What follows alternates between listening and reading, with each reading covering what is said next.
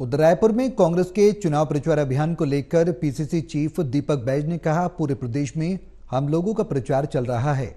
उस हिसाब से पूरे प्रदेश में बीजेपी और मोदी के खिलाफ एंटी इनकम्बेंसी का माहौल है।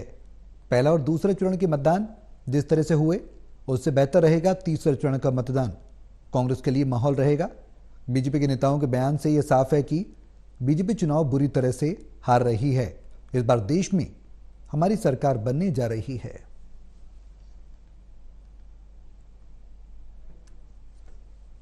कांग्रेस पार्टी बेहतर प्रदर्शन की है और इसका रिजल्ट 4 जून को मिलेगा और हम ये तीनों सीटें भी हम जीत रहे हैं। रही बात कोई पार्टी छोड़ के जाना, चुनाव है। मैं तो बोल रहा हूँ ना, भारतीय जनता पार्टी अगर 400 पार की नारा दे रही है तो इतना डरी हुई क्यों है?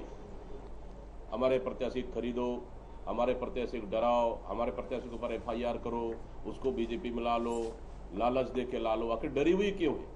मतलब साफ साफ है, भारतीय जनता पार्टी हार रही है चुनाव। जिस तरह से पहला चरण का मतदान हुआ, जिस हिसाब से सेकंड चरण का मतदान हुआ, उससे बेहतर कांग्रेस के लिए माहौल रहेगा ये तीसरा चरण, जहां 7 सीटों पर चुनाव होना है। और निश्चित रूप से ये पहला और दूसरा चरण के बाद आप देखेंगे भारतीय जनता पार्टी के नेताओं का बयान और प्रधानमंत्री मोदी का बयान से स्पष्ट है कि भारतीय जनता पार्टी इस समय बुरी तरह से चुनाव हार रही है और इंडिया गठबंधन की सरकार बन रही है, कांग्रेस की सरकार बन रही है देश में।